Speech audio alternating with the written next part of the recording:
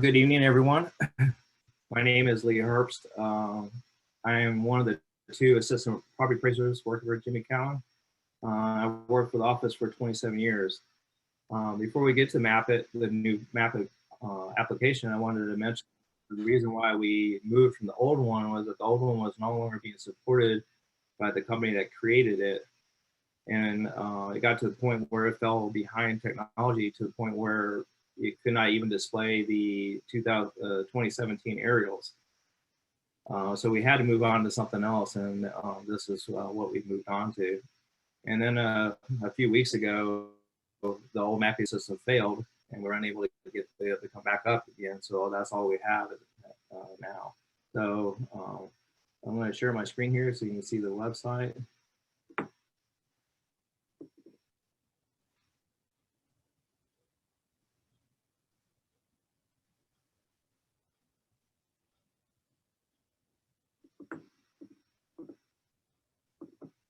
All right, so can everybody see my screen? Yes. Okay.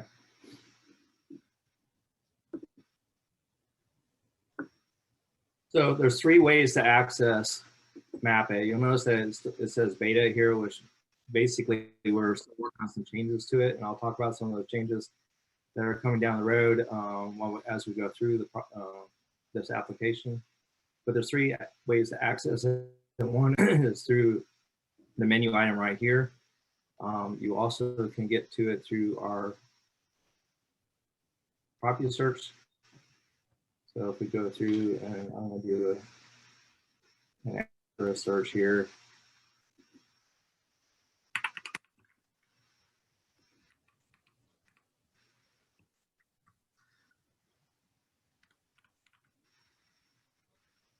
So over here on the right-hand side are links to the mapping application.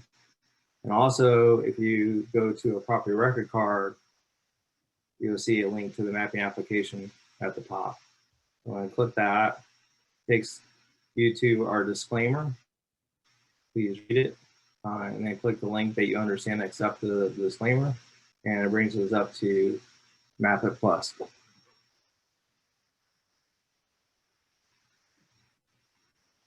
And it zooms into the property that we clicked on. So let me close this for right at the moment. This pop-up box displays some general information about the property, including the property class, the owner's name, and address. You also have some links down here, which we'll talk about momentarily. And you also have a link here that links you back to the property record card on our website. So I'm going to close that for right now. The basic tools over here on the left-hand side, I want to talk about each one of those. When MapIt first comes up, it is in a pan mode, which is this hand. So this is the active tool to begin with. It allows you to click anywhere on the map and drag it. Okay. Also, and I can't demonstrate this on my computer right at the moment because I don't have it, but if you have a mouse wheel, you can zoom in and out with that as well in this mode. You also have these zoom tools. You got a zoom in tool, which is the plus magnifying glass. You just draw a box and it'll zoom into the area that you want to zoom into. You zoom out. When you draw the box for this one, it'll squish the map into that box and bring up the map around it. Okay. You also can zoom in and out by using this minus sign, this plus sign. It may be very hard for you to see on your monitor, but there's a little minus sign here, a little plus sign. Allows you to zoom in and zoom out. You also grab this and drag it to whatever zoom level that you want to do.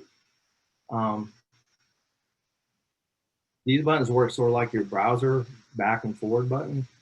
If you click the back, it brings you back to the prior zoom or prior look. If you click forward, it brings you back forward to where you were. The home button brings you to the whole county. And we'll go back where we were. And this is find my location. This may or may not work for you. It really depends on how your internet provider works and providing location information to our website. Most of them will require you to say, hey, allow location. Let's see, this one asked me to share the location. I'll say allow, and then it takes you to where your location is, and this is where I live. So it's pretty accurate for some providers. Some other providers I've seen it being way off of where you're located at. So we'll go to here. So those are the basic tools that are over here. I'm going to zoom into an area here. When you click on a parcel, that pop-up box comes up. Like I said, we have some links down here on the bottom. If you click on the zoom to link, it'll zoom you in closer to that parcel.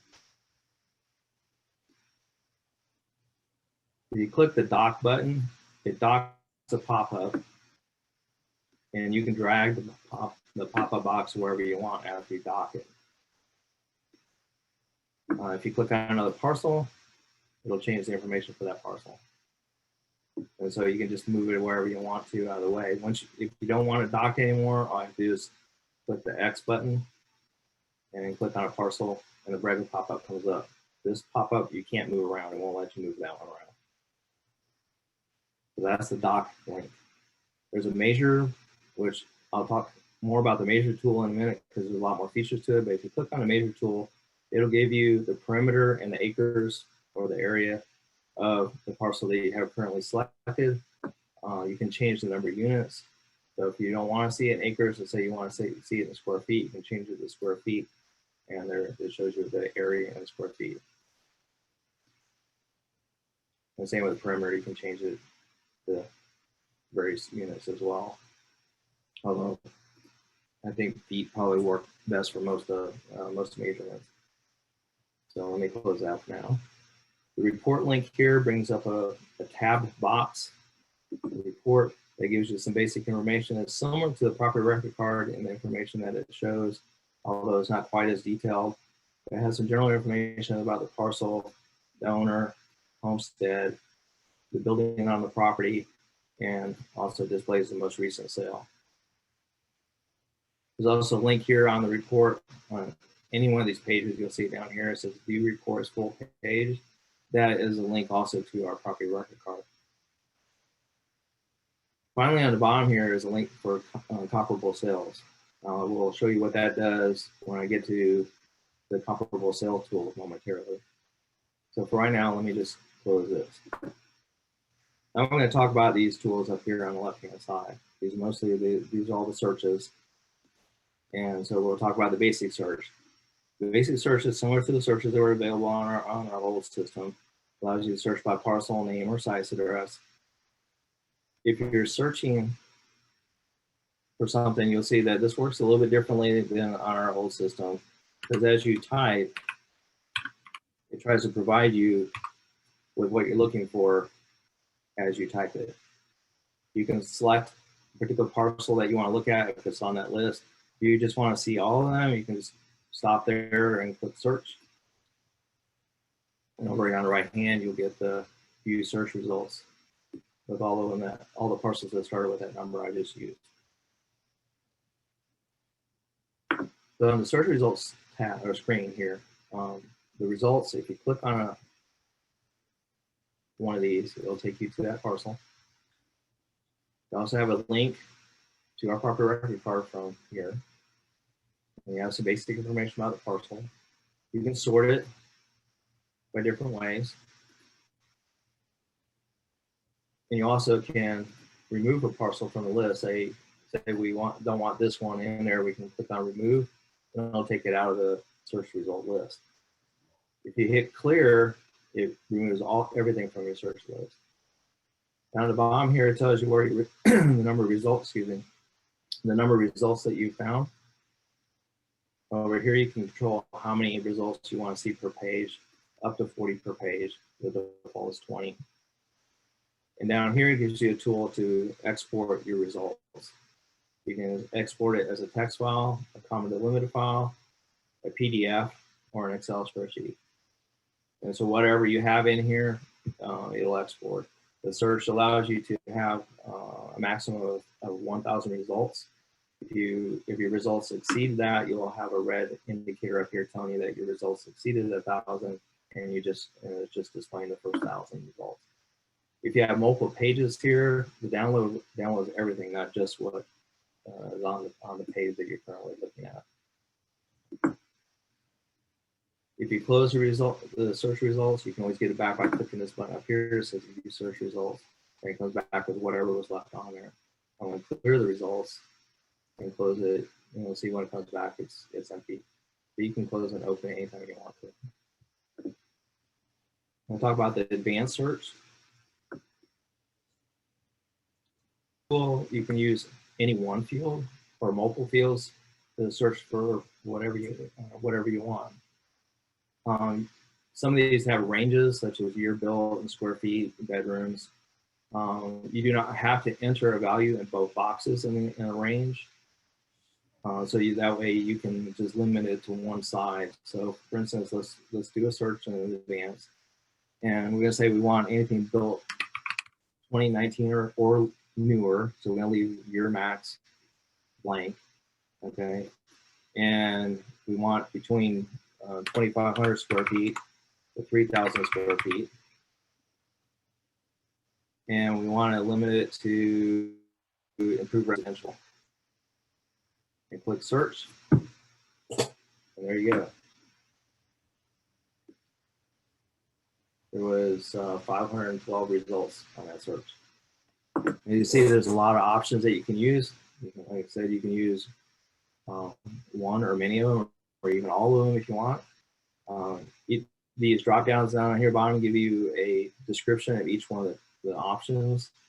Property record or the property class is what we use here for improved residential, but also you can use the land use codes. Again, there's a description for each land use code you want to search for. And also if you want to search for in a particular millage area, there they are with their descriptions. That's pretty much the advanced search. Now we're going to look at the sales search. It works similar to the advanced search, that you don't have to fill out all of them. You can, let me clear the search out. You only need to fill out one if you, excuse me. You only have to fill out one field. And I'll show you the result here. We're going to search for sales from January through March of 2021. One thing I'll tell you about is that this searches all sales, including what we call nominal sales, which could be quick claim deeds and stuff like that. Those are coded with a sale price of $100. So if you don't want to see those, I recommend that you put 101 into the minimum box, and that'll eliminate all those, and that way you won't have to see those results if you don't want to see them. And again, you can limit it by property class. So I'm going to look at just improved residential sales from January through March, and prices over $101 or over 100. You click search. There you go, 572 sales.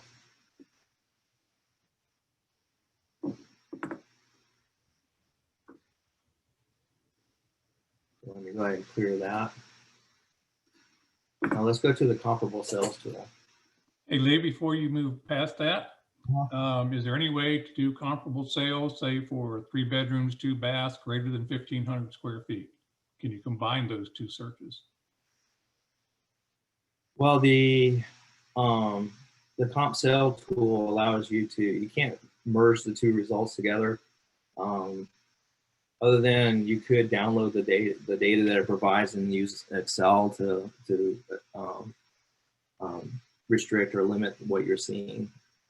So you could do some of that within an Excel spreadsheet after you download the data, but you can't really combine the two tools together.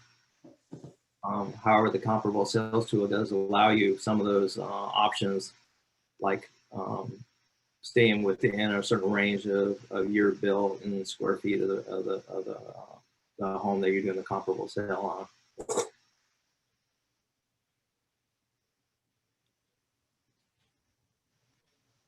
Anything else? Nope, that's it. Okay. So the comparable sale tool requires a subject parcel. I'm going to go back to this pop-up real quick. Let me close this out because it's not. It's the pop that up without the tool up there. This link here will put that parcel number in the comp tool for you, and open the box. Now on the right hand side here, it'll provide you with all the information that's associated with that subject parcel. So if you already have your subject parcel selected, you can just click on that and the box will come up for you. I have a specific parcel that I want to use out of my neighborhood, which makes it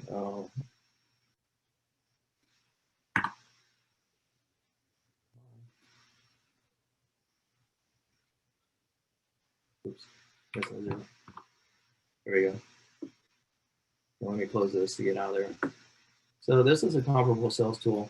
And like I said, on the right hand side, it shows you specific information from that subject parcel, such as land use for that parcel is 100, it's 0.31 acres, and the home was built in 2020.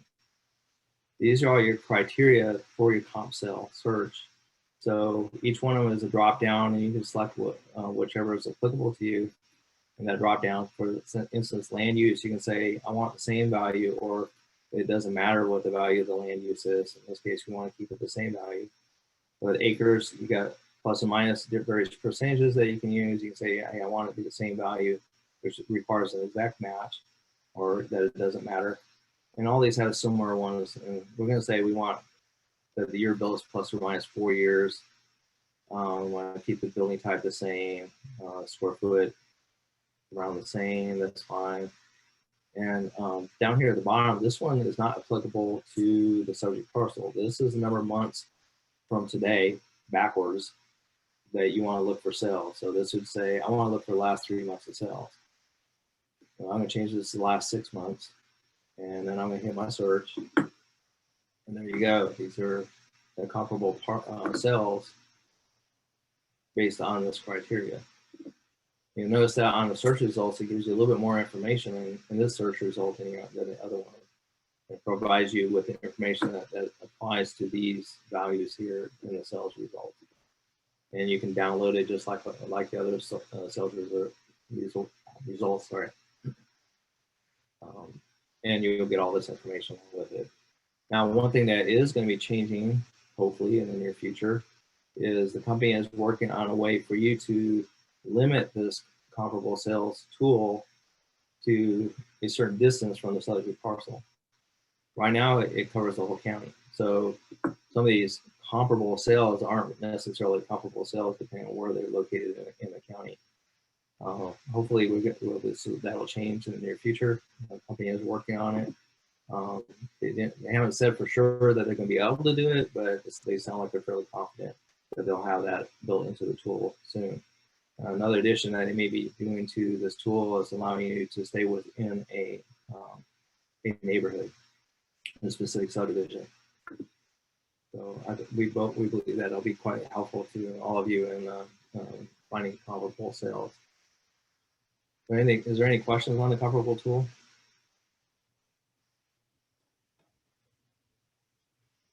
Okay. So we'll go ahead and close these. And so that covers these over here. Now we're going to talk about these tools over here on the right-hand side. I'm going to zoom out some.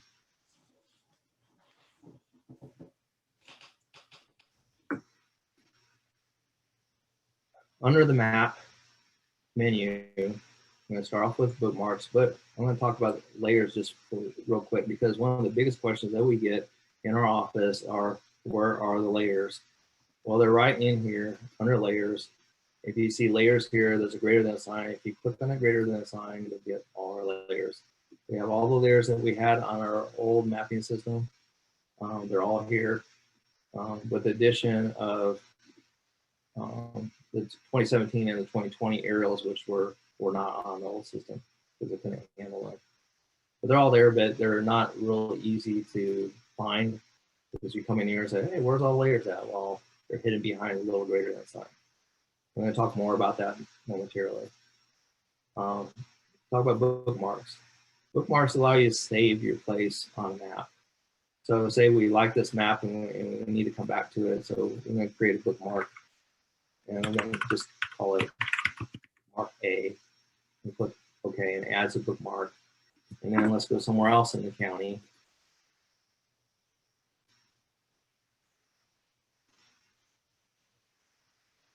And so we want to add a bookmark here.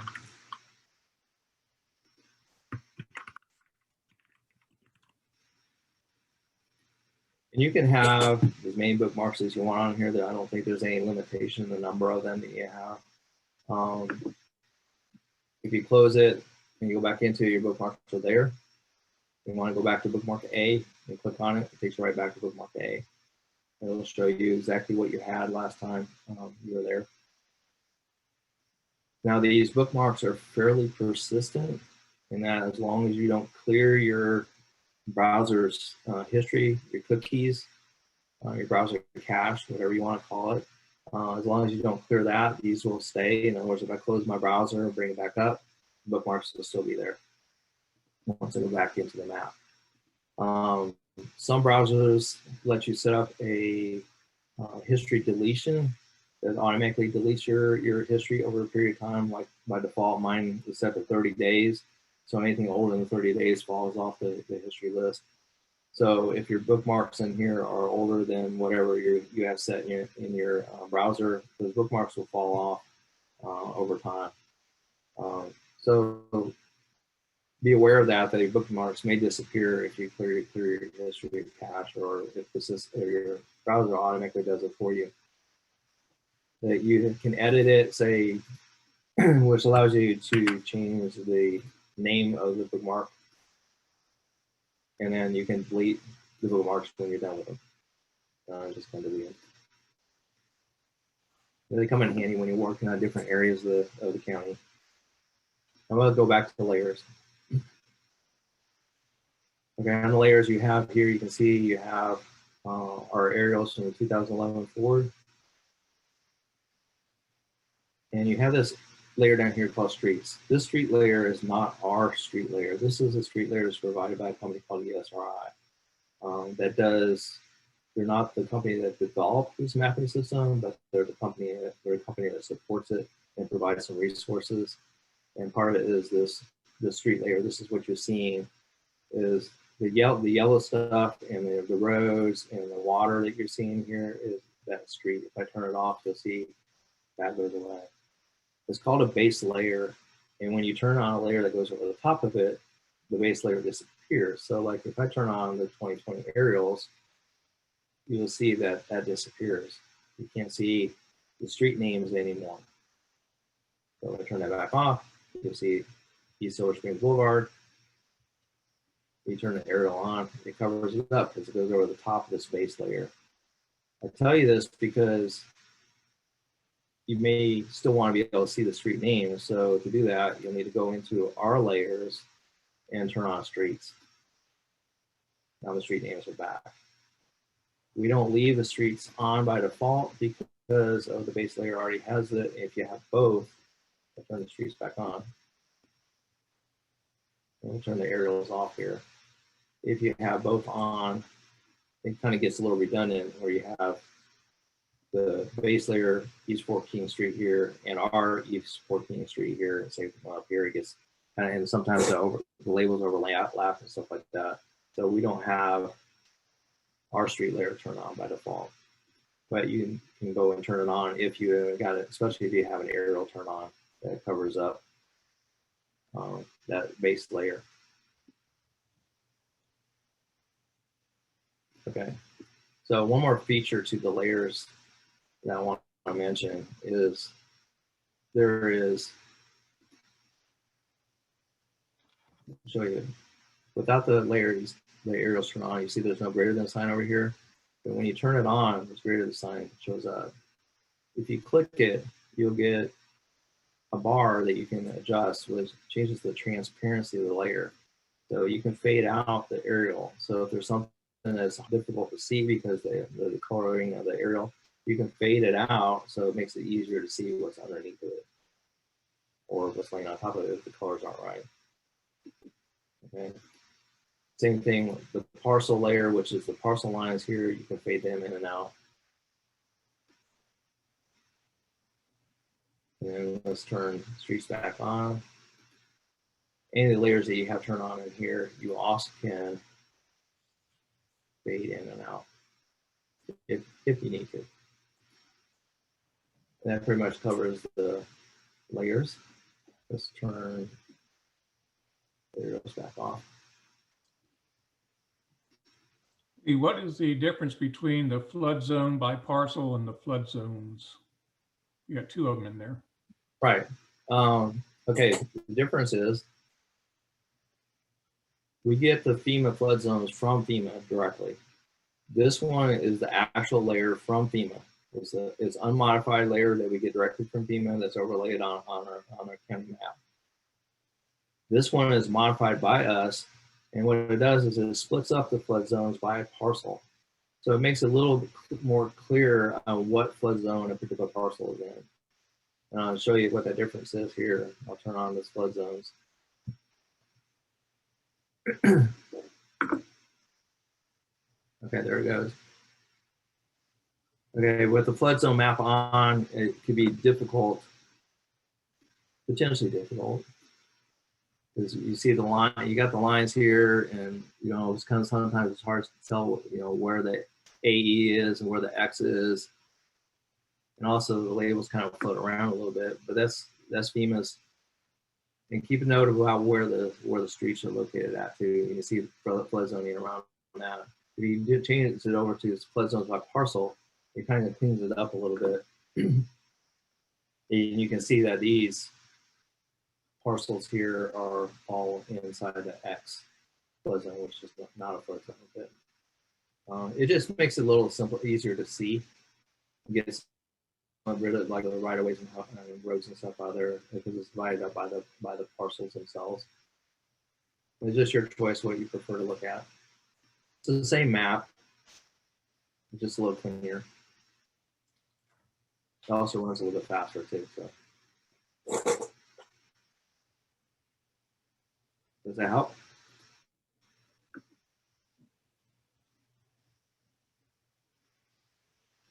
Okay, so those are the layers. The legend, let me turn on something that actually shows a legend.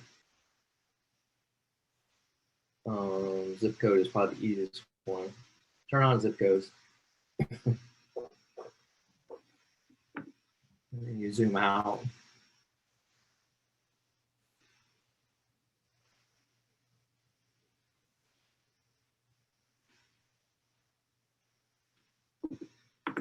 You have all these colors and stuff. If you go to map legends, you'll see what all the colors mean.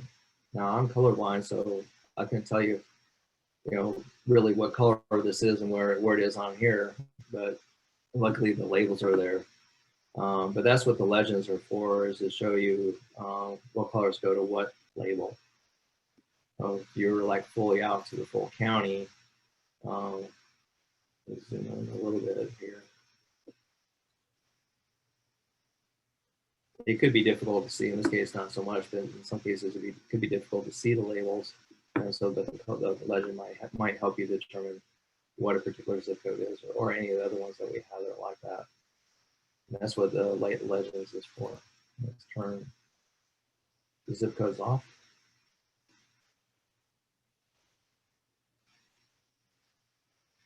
And now let's zoom into an area. So I'm going to show you the spectrometry tool.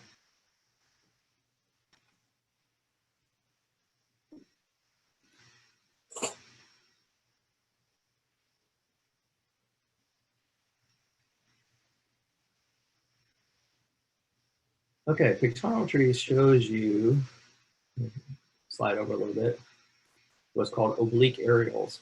Oblique aerials are aerials that are shot from the aircraft from a 45-degree angle, so you can see the structures from an angle, so you can actually see the side of the structure. This tool allows you to move around the property. Like for instance, if you wanted to view this from the east, that's a property from the east. If you want to view it from the south, I guess that's where we were looking from. View it from the north. There it is from the north. Let me turn on.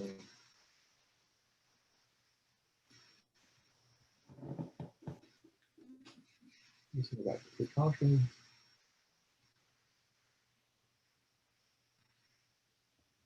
So this centers on wherever you are centered on the map.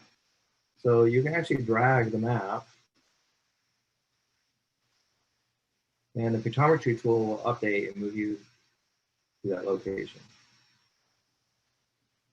And the center of it, which is right about here. You also can drag the map around inside pictometry. Unfortunately, it doesn't work backwards, so it doesn't update this map, but you can drag the map around. You also can zoom in and zoom out on here. There's a couple of select layers, such as street names and contours that you can use. And you also can print the pictometry image if you want to by clicking this PDF. Additionally, down here on the bottom, if this window isn't big enough for you, you can click on this that says View Full Screen, which opens the pictometry viewer in a tabbed window of your browser. It gives you a much bigger image of it, much nicer image of it. And it works the same way as you can drag it around, you can walk around the properties and see them from that 45-degree angle. This is only available in certain areas of the county.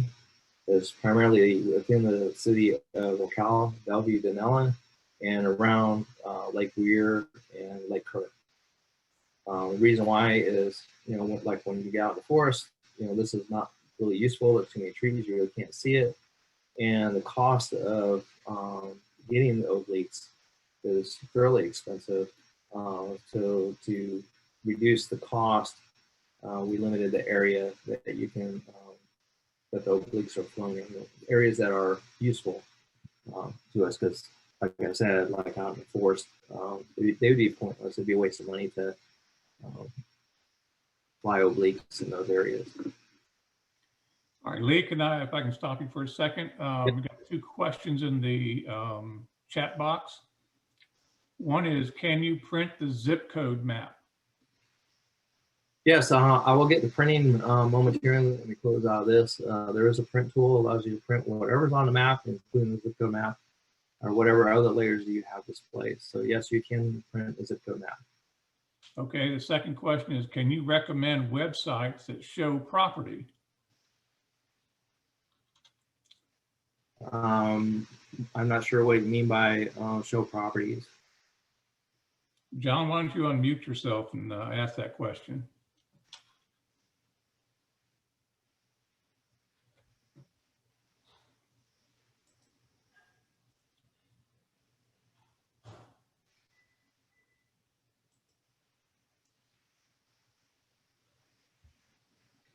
I'm not hearing anything. No, you're still muted. There, here he goes. Got it? Okay. Yeah, that was a mistype. I was trying to ask, do you know properties in Metro Atlanta? We can't hear you, John. You can.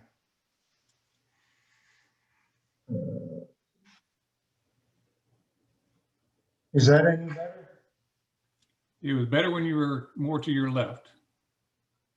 Better here. Right. Mm-hmm. Okay. Yeah, I'm trying to get websites that show property values for sales in the Metro Atlanta area prior to December 31st, 2020. Do you know any that I could use? Unfortunately, I can't really recommend anything. I mean, there are, obvious options out there like Zillow. Outside of that, I really don't know. I guess I don't know, and I don't know where you could go to find out outside of that. especially Atlanta. I mean, you could look for their county assessor's office, and maybe they would be able to help you. But that's about all I could recommend. Okay, we got another question here. Is why would a parcel show no information available?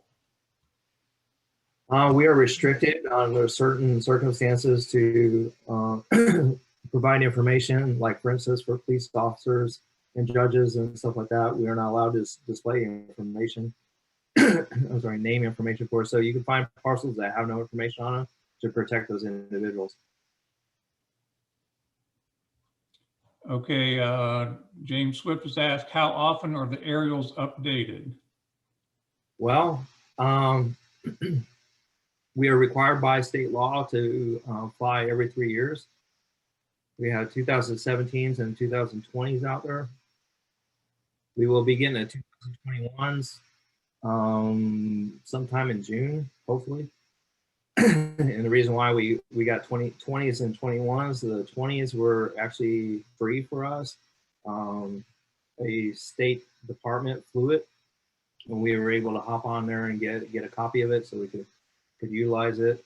We paid for the 17s and we paid for the 21s. We were looking at the possibility of getting aerials flown every year, but we don't know budgetary wise whether we'd be able to swing that or not. But it would be very helpful if we could get aerials every year, because the state now allows us to do appraisal using the aerials under certain circumstances. So in some cases, having those aerials on an annual basis instead of every 3 years can be very helpful for our office as well, to be able to get more work done with fewer people. So if they put a deck on the back of a house and they don't get a permit to do it, you'll be able to spot that. Exactly. Okay, Nancy's follow-up question on the parcel with no information is, she says, her dad's house, he does have it in a trust, but he is not a police officer or a judge. So his information is not there. Correct.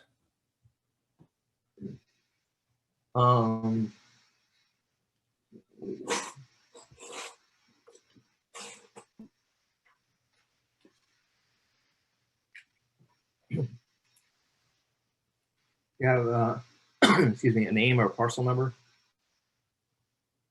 Nancy, you want to unmute yourself and give that to him?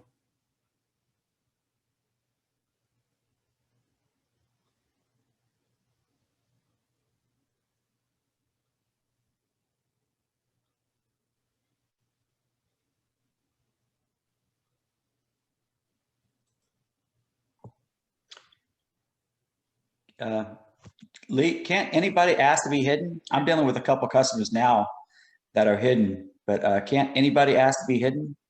Yes, we do allow a courtesy block. So that could possibly be it. I didn't think about that at the time, but yes, there is a courtesy block that we allow. So an individual owner can request to have their name hidden from the website. Also, if they do ask for that courtesy lock, just because that's locked doesn't mean that Google didn't lock you. So that's one way I found a couple customers is through Google, because it was hidden through property appraisers. Right. It just well, you were able to get to one.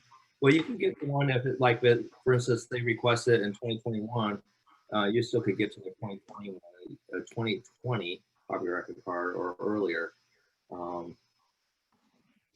Yeah, I was just looking up addresses on property appraisers. It was hidden, but then it was there on Google. Not really the name or anything like that, but yeah, I ran into that last couple of months. Okay, I see. One thing that differentiates so everybody understands is that if it's a courtesy block, it's still public record, and therefore you can still get that information. We're happy to email you a property record card for those properties. If it is, if you find one that is blocked and it is a courtesy block, just ask us for it, and we'll email you a copy of the property record card. If it is a statutorily protected property, we do have a redacted version of the property record card that we can send you, but that's all information we can provide without permission from the owner.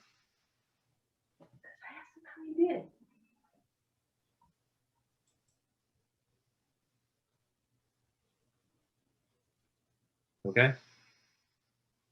Yep, that catches us up. Okay. So let's see. Back to, okay, we did pictometry. The parcel report is basically that pop-up box over here. That was the same thing. It's just another way of accessing it. That's the box that you can get the pop-up from here, where it says report. This is just the same box, which we've already covered. Now printing, like I said, you can print whatever's on the screen. So if you do want to print a zip code map like we had up earlier, you can do that from here.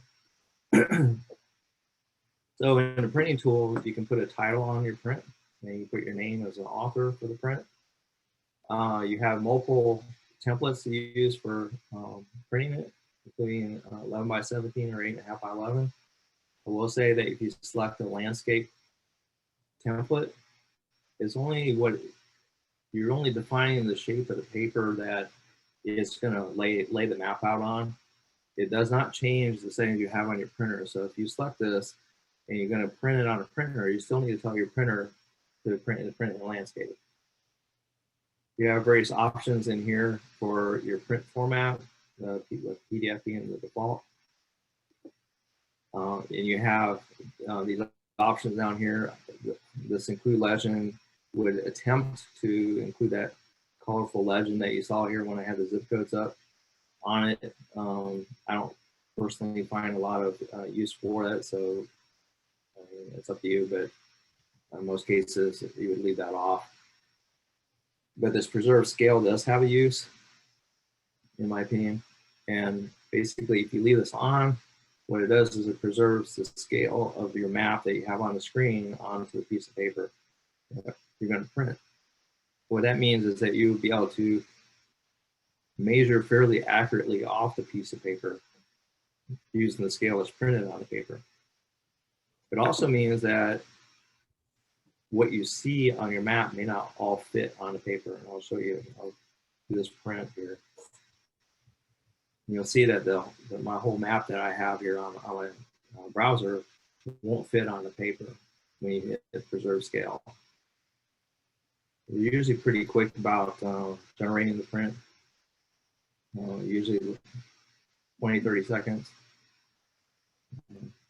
Sometimes a little longer depending on the size of the area. But there you go, there's the print. Now I'll tell you that if you have a pop-up blocker on, the pop-up blocker will prevent this from popping up. So you'll need to turn off pop-up blocking for our website to be able to print from that. So if you go back to here, you'll see, like over on this side over here, you'll see that's not included in my print. As I said, preserve scale. If you want to see everything that's on your map on the screen, on the paper, you can turn off preserve scale and do the print. Basically, it does the same thing, but it'll squish that map to fit it on the piece of paper, basically. It will provide a scale on it, an approximate scale.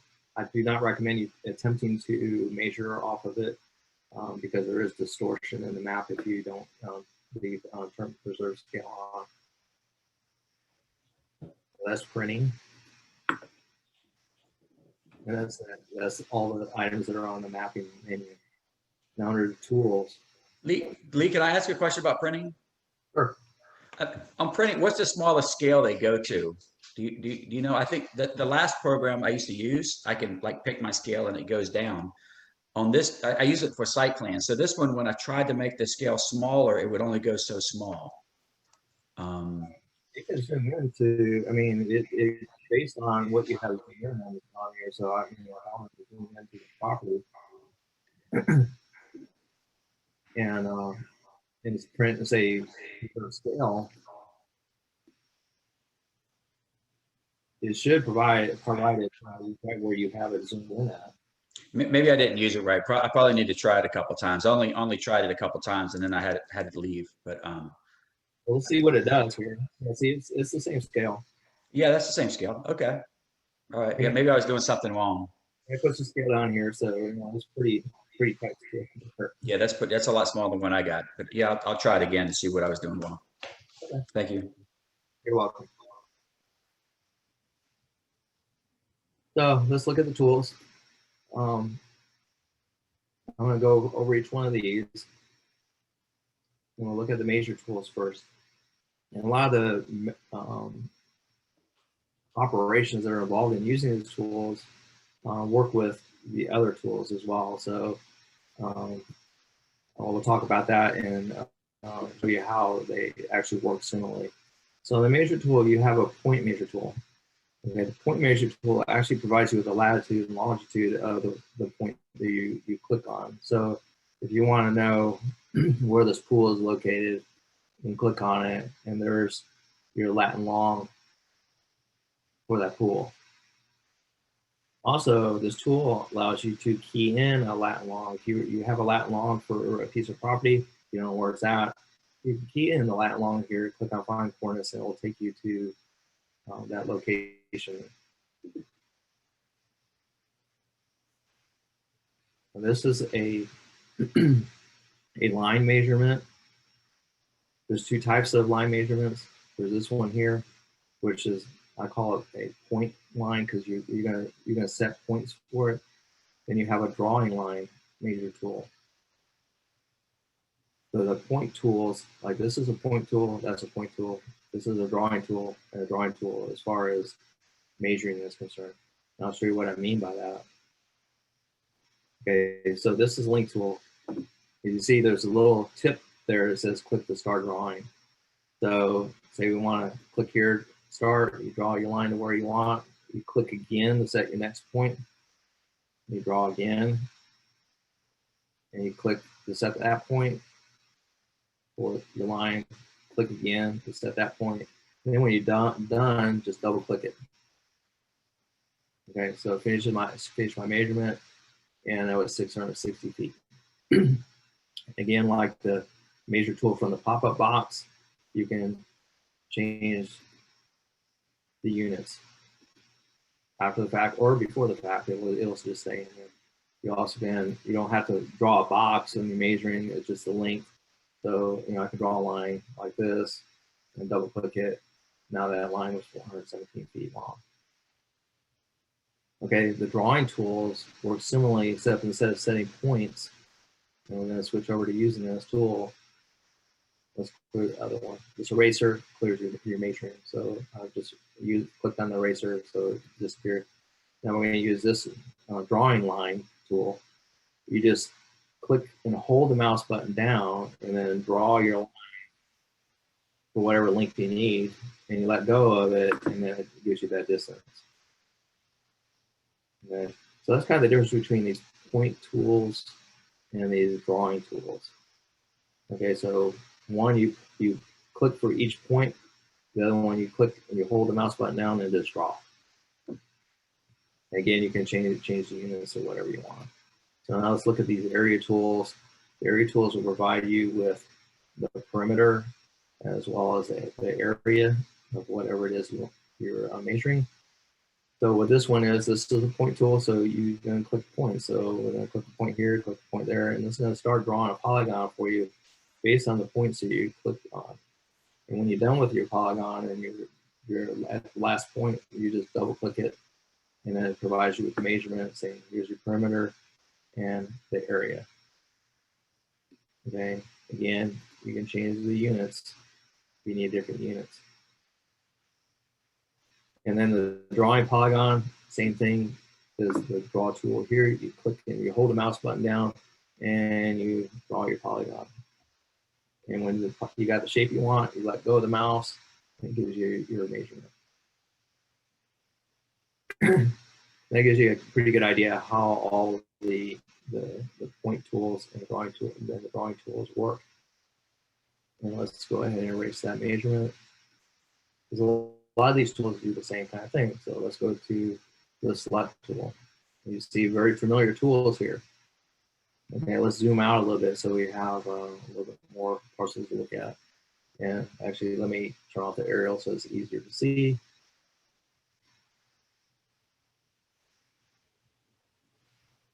And we're going to go back to the select tool. You have a point select, which allows you to select a parcel by just clicking on the parcel. Okay, so that adds it, and as when you're doing selecting, it adds it to your search results. Okay, I'm going to close that for the moment. And we're going to zoom back out because we want to have a bigger area here. And I'm going to close this box too. So we have one parcel selected. We'll bring the select tool back up. You have a selection type here. The selection type, you can say new, which means that it's going to replace your selection, your current selection. So if I left it on new and selected something else, it would replace this selection with whatever I selected next. Or I can say I want to add to my selection. Okay, and we're going to use the drawing line tool first, and say we want to just draw this line across here like this, and it adds those parcels to the search results. If I close it so you can see it, you'll see that these are selected now. And let's go back to the select. Now let's say we want to use a rectangle to select some more parcels. So we're going to select that rectangle, and we say we want, let's grab these parcels and add these to the results. As you see, now we're at the 25 parcels in there. So we close this and see we have those all added to it. And you can do the same thing with these tools here of selecting, selecting parcels as well. You also have a remove selection. Say, well, I didn't really mean to select these two parcels. Say we want to get rid of those. So you can change it to select type and say I want to use the rectangle tool. And we draw a rectangle for those two parcels. And those two parcels have been removed from your selection. Okay. So now you got those parcels selected, and you got the information on it. Now you can download the information for those parcels that you have selected.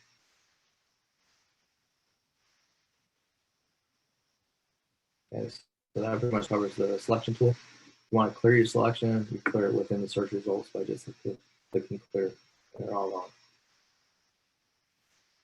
So now we're going to talk about the buffer tool. But before we use that, let's go back to selecting a single parcel. We're going to select this parcel here. I'm going to try it.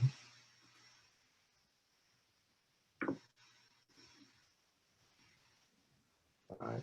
There's been occasions when I run into an issue where it just quits working. I don't know if it's because I've done a lot with it or what. It doesn't seem to happen very often, but when it does, I find that just reloading the map resolves the issue, and that's why I'm going to go ahead and reload it.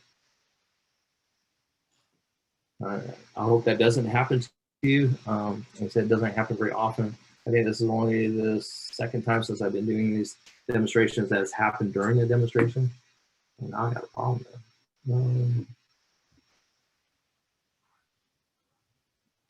All right, let's start over. Let's go back into it.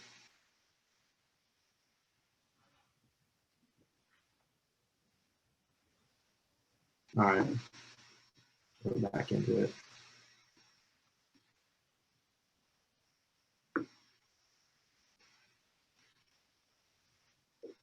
So let's put the buffer tool back up here. Well, first of all, we need to select the parcel. We're going to turn this point select on. Let's select this parcel. And then zoom out a bit.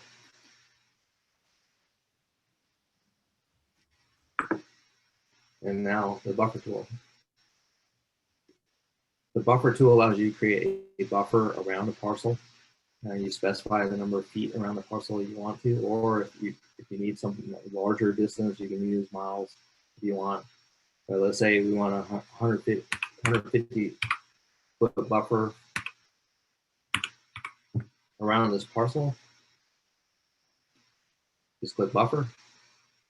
There you go. It selects all the parcels that are within 150 feet of that parcel, and puts them in your search results, which allows you to download them. So that's the buffer tool. And I said, let me go back in here and clear the buffer. And we're going to go into the drawing tools. The drawing tools work similarly to your measuring tools. and the other tools, with a few exceptions. The point drawing tool allows you to draw a shape somewhere on the map. You got circles, crosses, diamonds, squares, and X's. We'll select an X. You can adjust the size of it. You may have to play around with the size of it, get a feel for how big something is going to be when you put it on the map. And you also can change the color of it. So say I want a blue X on the map, and I don't want to be transparent at all. So put down to 0, so it's a solid X. And you just go on the map where you want your X, and you click that point and it'll put for your X. Okay, this is a line drawing tool. This again, this works like the other drawing where you click the mouse, hold the mouse button down, and draw. You can change the width of the line. The bigger the number, the thicker the line is. The smaller the number, the thinner the line is. And then you have multiple line styles you can pick from solid to dotted to dashed, and we'll say dashed. And again, you can pick the color of the line and how transparent you want the line. We'll just leave it that way. And then you just click your mouse in and then draw the line. As you see, it put a dashed line there for you. This is a drawn shape. You can, again, you can vary let's go with a thick outline, and you want to say a solid outline. And you can choose the outline color. You want to use a green for the outline, and then the fill color, which is inside. You can pick, say, a red, and you can adjust how transparent those are as well. And you just click and draw your shape. There we go. There you go. All right, these other tools work similar. This is a point line, just like it was in the measuring tool. You set your points one point at a time and double click to end it. Same thing with this. Use the polygon. It's sort of like this drawing, except you set your points. Double click when you're done. The arrow tool allows you to draw arrows. So you click and hold the button, and then you can move the arrow. Oops, although if you go off the screen, it stops the arrow. But anyway, if you click and hold it, you can change the direction of the arrow and the length of the arrow and point to whatever you want. Again, you can change the outline style, the width of the outline, and the colors just like you can in the other ones. Text, same kind of thing. That you type in the text in the box, and we'll say test.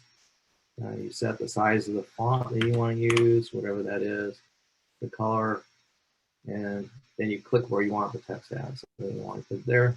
There we go. We got test on the map. This erase button will erase your entire drawing. It will erase all the pieces at one time. If you want to edit your drawing, use this tool up here. You click on it, it puts you in edit mode, and say we want to edit this arrow. You can click on that arrow. Now it has access to the arrow and allows you to change it. If you see this box around there, it allows you to adjust. You can grab a hold of these little squares and adjust the size of it. This square here, if you grab a hold of this one, it allows you to rotate it. And then if you see inside the arrow are points as well, and you can adjust these points and make the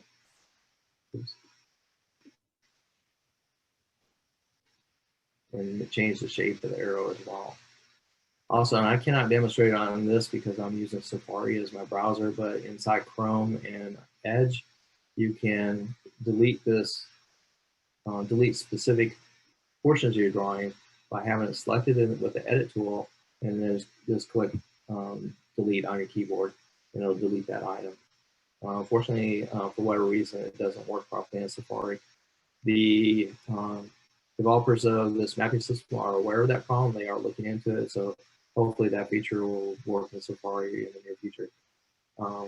Once you're done editing, say this arrow, and if you want to edit something else, you just click on it and then change it. Again, you can grab a hold of this and rotate your text or anything else you have selected, and grab these, and you can change the size of it and stuff like that to whatever it is that you want.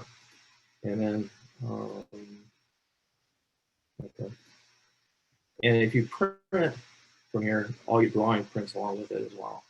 So you can annotate your maps any way you want to, put text on it, arrows, whatever you need, and you'll have all your drawing along with the map just the way you see it.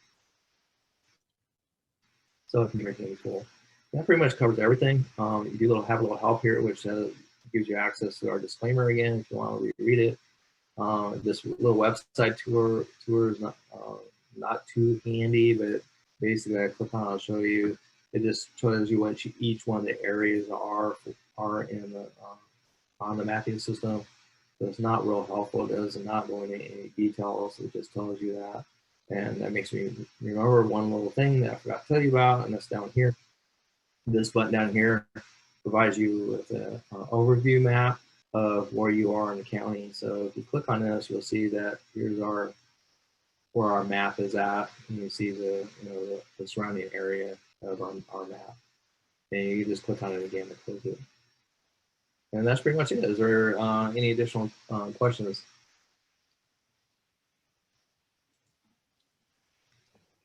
We do not have any additional questions, Lee.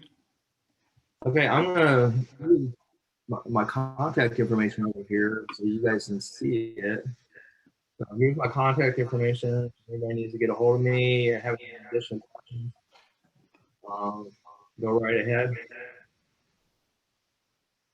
Lee, I got one question. You're still calling it a beta. Is this still in test mode? Are y'all still changing stuff on it? Yeah, it is. It is mostly operational and mostly the way we want it. There are a few features that we have the company working on, and that's why we're still calling it beta. One I already mentioned about some of the features of the comp sales tool that is hopefully coming down the road. The other thing is, and I'm glad you kind of brought it up, so let me put this here in the corner. Can you all still see my contact? The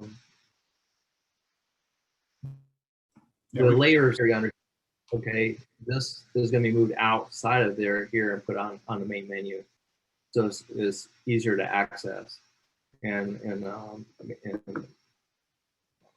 I believe it's going to look like this, but they're working on that, and we'll see how that works. But that's the reason why we still say it's beta, because it's still kind of changing a little bit, but it's pretty much the way it's going to be, other than some small changes here and there. Lee, last time you and I were talking, we were talking about having the mailing address as well as the property address.